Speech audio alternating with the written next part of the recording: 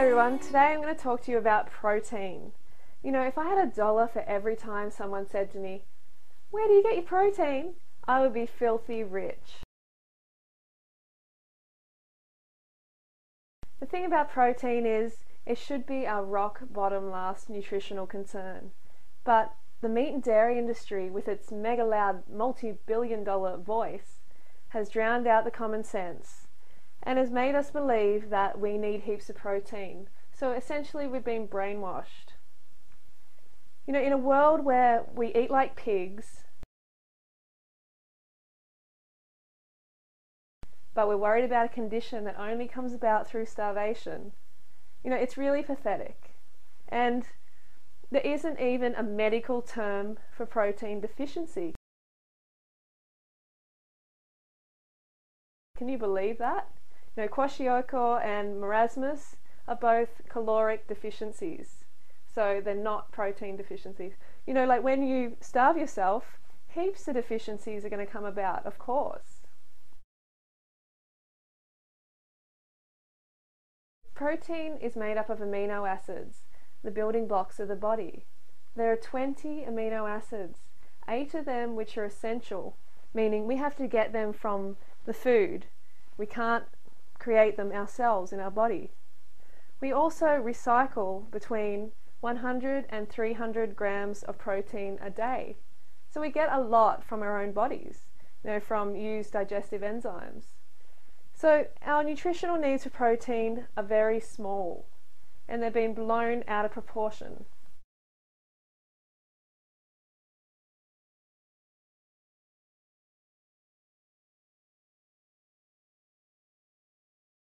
We need 5% of our calories from protein a day. And that figure came about in 1974 when the World Health Organization discovered that study after study was pointing towards us only needing 2.5% of our calories from protein. So the WHO, World Health Organization, decided, oh, let's just be safe and double that requirement to 5%.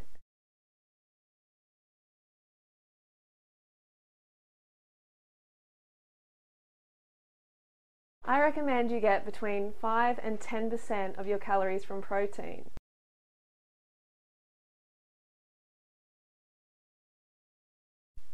And this is very easily achieved if we just eat fruit all day. So say we ate watermelon for breakfast, bananas for lunch, and dates for dinner. We're going to get 5% or more, easily. So there's no need to worry about getting enough on a raw vegan lifestyle or even a vegan lifestyle.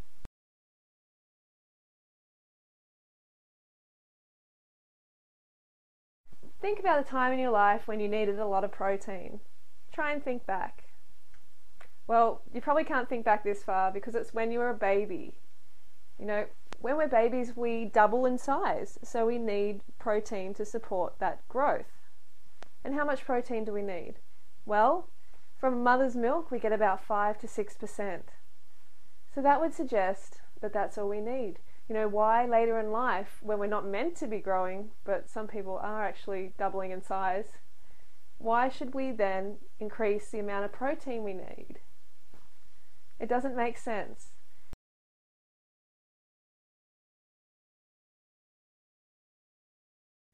Say you're constructing a house, and at the start of the construction you need a lot of raw materials, you need a lot of bricks to build the house. But after that house is completed, if the bricks keep coming, then what are you going to do with them? They just start to become a problem around the house. And it's the same with protein. If we have too much protein in our blood, then it can lead to all sorts of problems.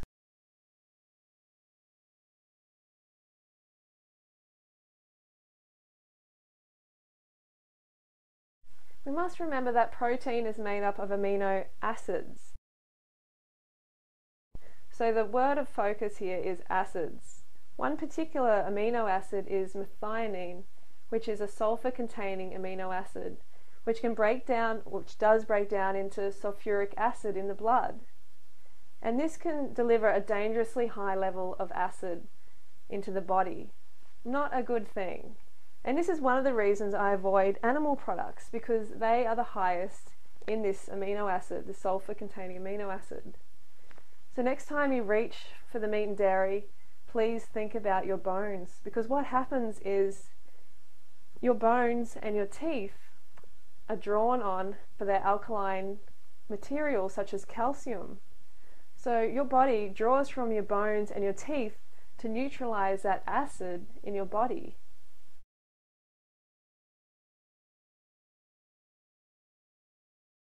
The standard Western diet contains about 140 to 160 grams of protein per day. And this is a lot of protein. People are risking dissolving their bones and their teeth by eating this much. And the thing that happens is protein cannot be stored in the body, so it has to be metabolized through gluconeogenesis or excreted by the liver and kidneys. And when this happens through the liver and kidneys, they can become enlarged and diseased, which is obviously not nice at all. And also kidney stones can result in arthritis and other inflammatory diseases in the body. When we eat foods like fruits and vegetables, they're alkaline, so we don't have to worry. Meat and dairy, animal products is acid. So acid equals bone loss.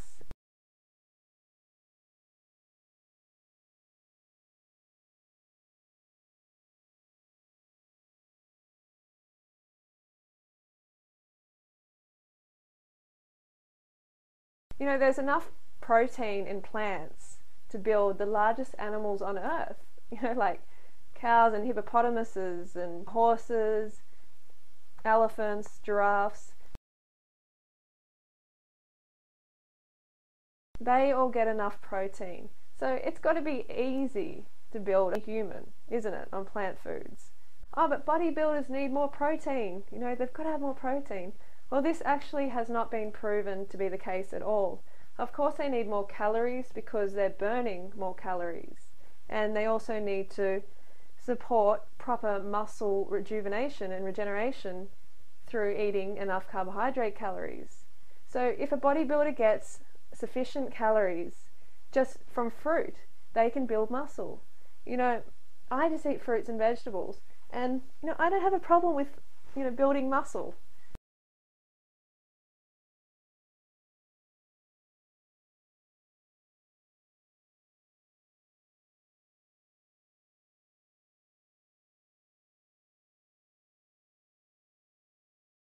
Meat does not build muscle, okay?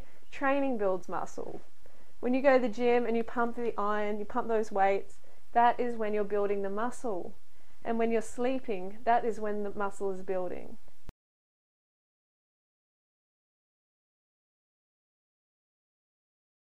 There is no data available to suggest that people need extra protein when they do extra activity like bodybuilding. Of course they need extra calories, but not extra protein.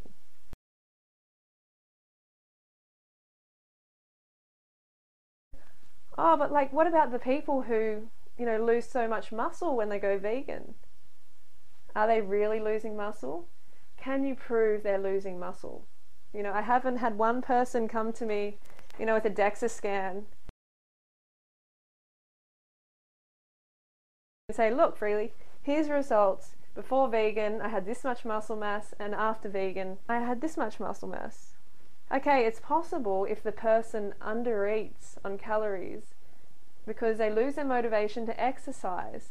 They begin exercising less, and of course their muscles start to atrophy. It's just natural. You don't use your muscles, you're going to lose them. Everyone knows that. So you need to eat enough calories to support the motivation to exercise. So that's number one.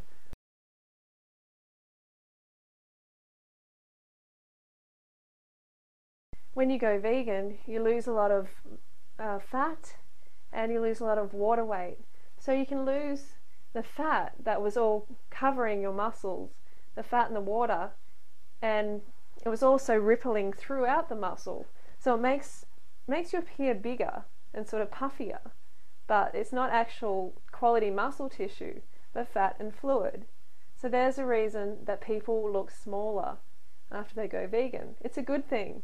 You want to get out that toxic fat and fluid.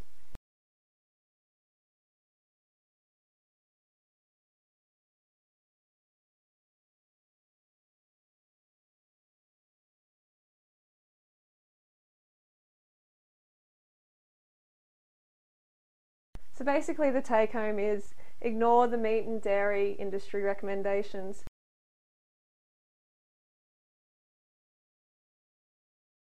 They are going to cause disease in your body and in your mind. Diseases like renal failure and osteoporosis, arthritis, you don't want these awful conditions. You really don't. So please ignore their recommendations and just listen to nature. Fruits and vegetables are perfect. They're alkaline. They will build a beautiful body and a beautiful mind. So just get those in as much as you can. Also, avoid animal products because they're high in methionine, that sulfur-containing amino acid.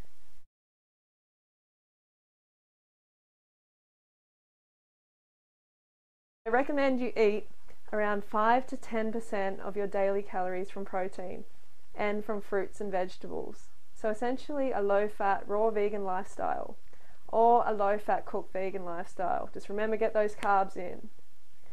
And if you do decide to eat over 10% of your calories from protein, just be aware that you are peeing your bones and your teeth down the toilet. I know that sounds awful, but that's what's happening.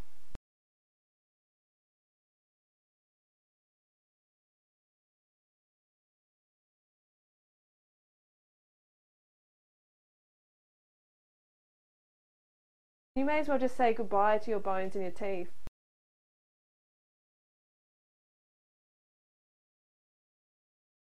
So eat the alkaline fruits and vegetables. They're good for you. And you can build some muscle like this.